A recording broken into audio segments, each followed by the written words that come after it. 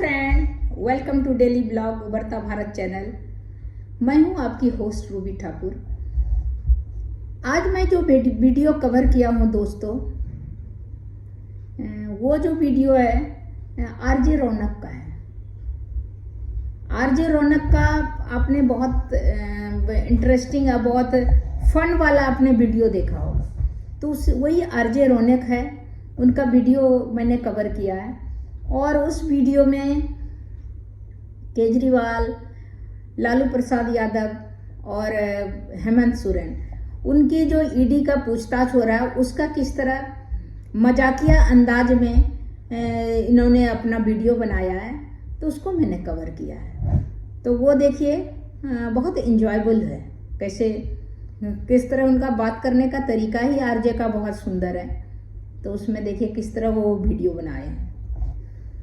प्रतिष्ठा हो चुकी है। बिहार में नीतीश बाबू फिर से फुदक के बीजेपी की गोदी में आ गए हैं। पहले टेस्ट मैच में इंडियन टीम की भद पिट चुकी है, नाक कट चुकी है। और इस बीच ईडी वाले हमारे जब तक रहेगा समोसे में आलू वाले लालू जी के हाथ धोकर पीछे पड़ गए हैं। सुना है लालू जी को अपनी बिटिया के संग बिठाकर ईडी वालों ने 9 घंटे तक उनके साथ केबीसी खेला है। वैसे जनता और नेताओं की केबीसी में फर्क ये है कि जनता को करोड़पति बनने के लिए पहले सवालों के जवाब देने पड़ते हैं। जय हो केबीसी। और नेताओं को करोड़पति बनने के बाद दुम का नाच गिर जाओगे। जनता करोड़पति बनने के लिए केबीसी में जाने के लिए मरी जाती, और करोड़पति बनने के बाद नेताओं को अगर कोई जांच एजेंसी बुला ले तो इनकी नानी मर जाती। और इन दिनों ऐसी ही नानी हमारे कई नेताओं की मरी पड़ी। ईडी वाले बार बार केजरीवाल जी के पते पर प्रेम पत्र भिजवा रहे हैं और उनसे पूछ रहे हैं कि चचा कभी तो बुलाओ हवेली में, बताओ कब हम तुमसे करें अपने मन की बात। मगर केजरीवाल जी भी कॉलेज की दिलजली हसीना की तरह ईडी की हर चिट्ठी पर लात मार के उसे वापस भेज दे रहे हैं। 4 बार बुलावा मिल चुका है, मगर केजरीवाल जी ईडी के साथ केबीसी खेलने को तैयार ही नहीं हो रहे।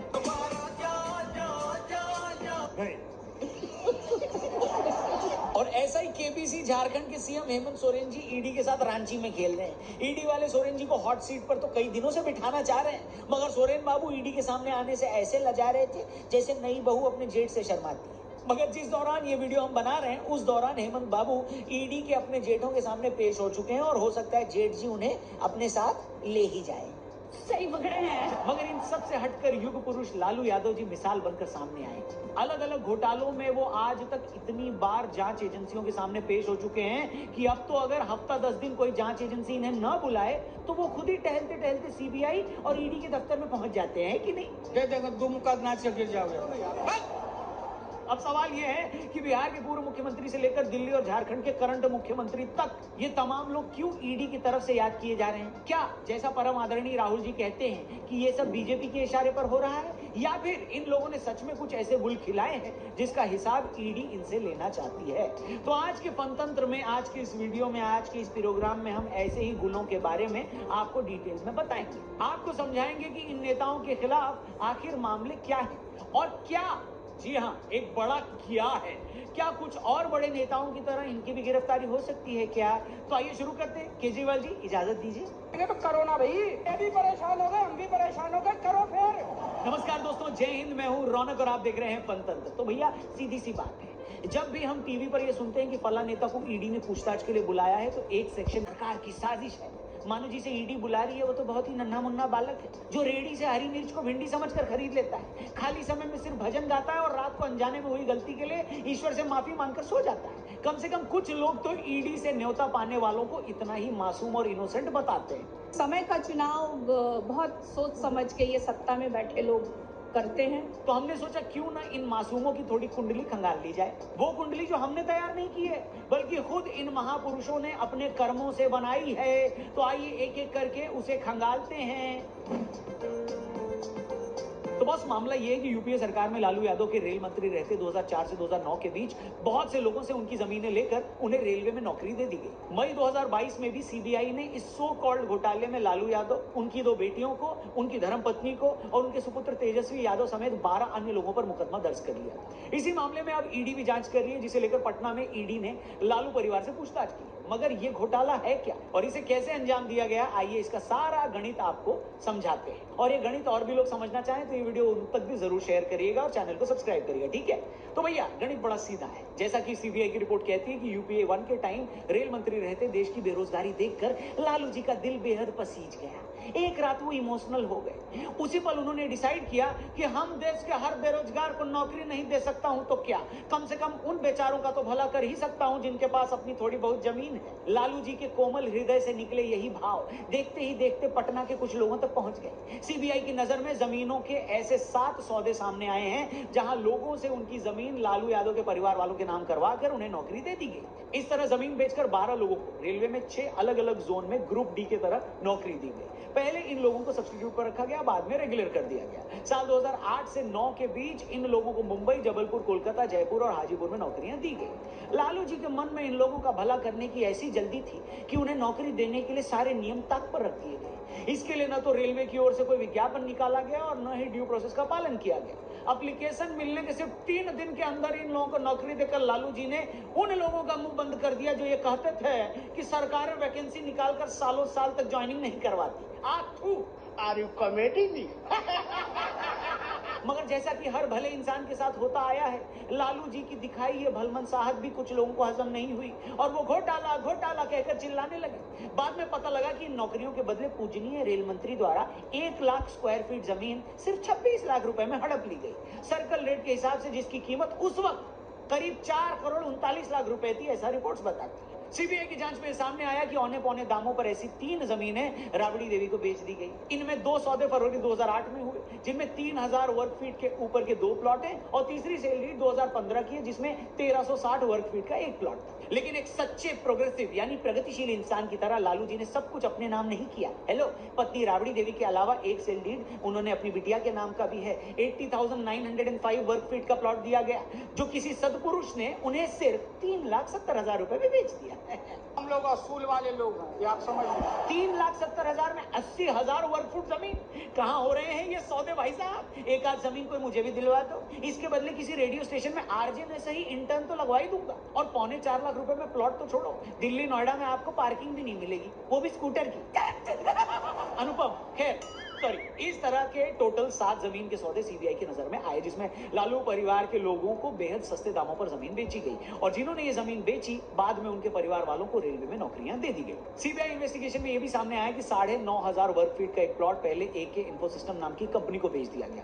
बाद में उस कंपनी की सारी एसेट राबड़ी देवी और लालू जी की बेटी ने खरीद ली और बाद में माननीय राबड़ी देवी उस कंपनी की डायरेक्टर बन गई। क्या बात है सर, क्या बात है सर। तो भैया ये कुछ चिट्ठा है उस जॉब फॉर लैंड स्कैम का। अब ये चिट्ठा कितना काला है कितना सफेद है ये तो अदालत ही तय करेगी ना, मगर हाँ मामला तो यही है। मैं और ज्यादा डिटेल में नहीं जाना चाहता, वरना जिन जिन लोगों को जमीन लेकर उन्हें नौकरी दी गई है उनकी भी तारीख, जमीन के साइज और किसको नौकरी दी गई इन सब की डिटेल्स भी मौजूद है। इसलिए इसे सीधे तौर पर कॉन्स्पिरेसी कहकर खारिज नहीं किया जा सकता। बाकी लालू परिवार पटना में ईडी के दरबार में इस मामले पर केबीसी खेल रहा है, जहां उन्होंने ईडी के अधिकारियों को अगर अपने जवाबों से संतुष्ट कर दिया तो ठीक है, वरना बच्चन साहब की तरह ईडी वाले कम से कम कंप्यूटर जी से तो नहीं कहेंगे कि लॉक किया जाए, क्योंकि वहां इस काम के लिए और भी लोग हैं। बूझे कि नहीं बूझे? हेलो,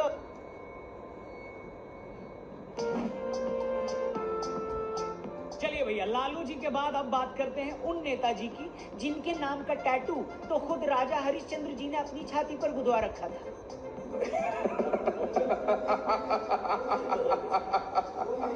जी हाँ, हम बात कर रहे हैं ब्रह्मांड के सबसे ईमानदार नेता अरविंद केजरीवाल जी की। Oh my God! ईडी वाले उन्हें बुलावे भेज भेज कर परेशान हो गए, मगर केजरीवाल जी ने हर बार मिलने से लगभग मना कर दिया।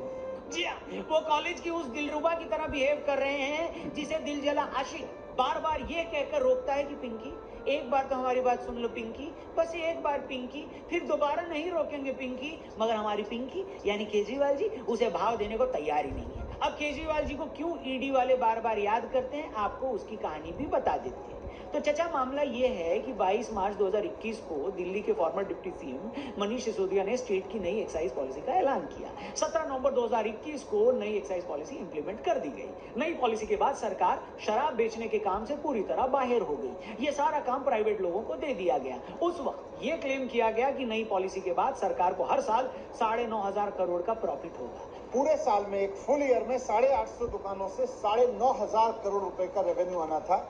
इस हद तक ऑक्शन गया हमारा। पहले की पॉलिसी में 60% दुकानें सरकारी थी और 40% प्राइवेट, मगर नई पॉलिसी के बाद सारा काम बड़े प्राइवेट ठेकेदारों के हाथ में चला गया।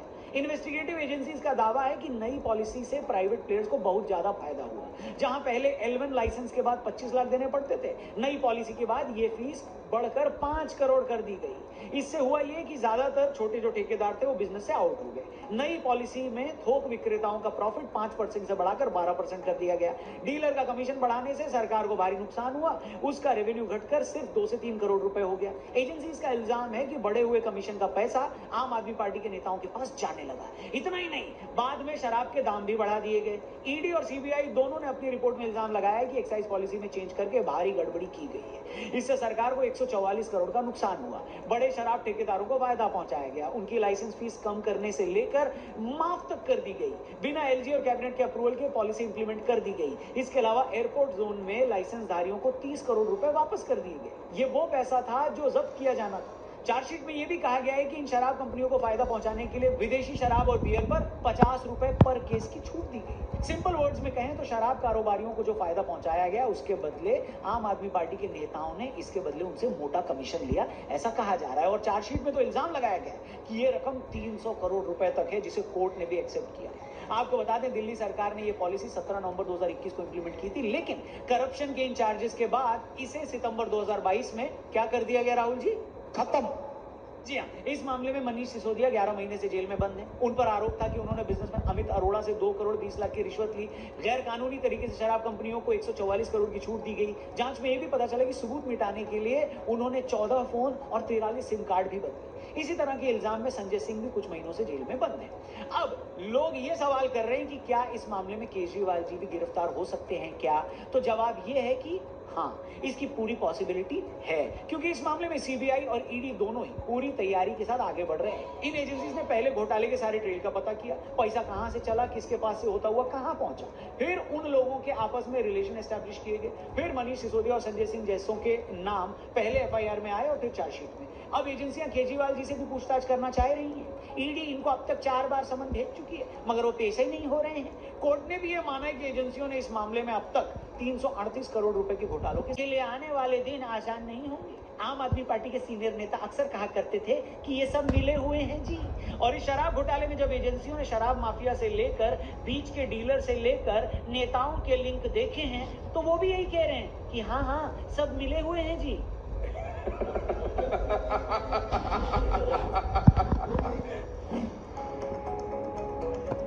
ईडी से लुका छुपी खेलने वाले बड़े नामों में एक और नाम है झारखंड के मुख्यमंत्री हेमंत सोरेन जी का। केजरीवाल जी की तरह वो भी ईडी के अधिकारियों के साथ केबीसी खेलने को तैयार नहीं हो रहे थे। ईडी ने मुलाकात का वक्त मांगने के लिए उन्हें 8 बार लव लेटर लिखा। अभी 29 जनवरी को भी ईडी के अधिकारी उनके दिल्ली वाले घर पर उनसे मिलने गए थे, मगर वो वहां से भी मिस्टर इंडिया हो गए, बोले तो गायब हो गए। जैसे तैसे वो 31 जनवरी को ईडी वालों से मिलने के लिए तैयार हुए।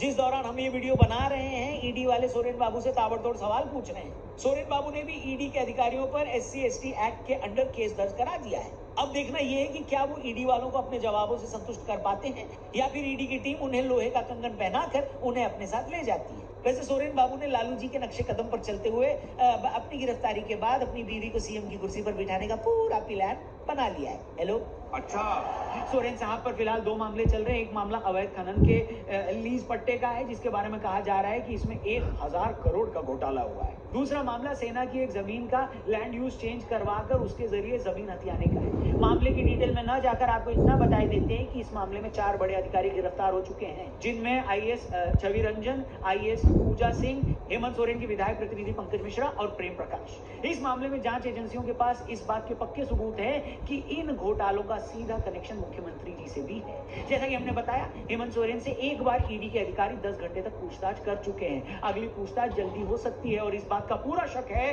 कि वो भी जल्दी गिरफ्तार हो सकते हैं। तो दोस्तों ये थी देश के 3 बड़े नेताओं के खिलाफ ईडी और सीबीआई की जांच की बात। हमने आपको डिटेल में बताया कि इन लोगों पर क्या इल्जाम है। डिटेल में बताना इसलिए जरूरी था ताकि आप मामले की गहराई को समझ पाए, साथ ही ये भी समझ पाए कि इन्वेस्टिगेटिव एजेंसीज उतनी भी खाली या बदमाश नहीं होती है जितना उन्हें बता दिया जाता है। कुछ लोग कह रहे हैं कि इनका पॉलिटिकल फायदा उठाया जा रहा है, हो सकता है उठाया जा भी रहा। बहुत अच्छा लगा होगा आप लोग को, उम्मीद है। तो अगर आप मेरा वीडियो बहुत अच्छा लगा तो लाइक कीजिए, सब्सक्राइब कीजिए, बेल आइकन दबाइए, और आप अगर मेरे चैनल पर नए हैं तो सब्सक्राइब कीजिए ताकि हमारे नए से नए वीडियो जब मैं बनाऊं तो आपको देखने को मिले। तो बस इतना ही, फिर मिलती हूँ अगले वीडियो में, तब तक के लिए नमस्कार।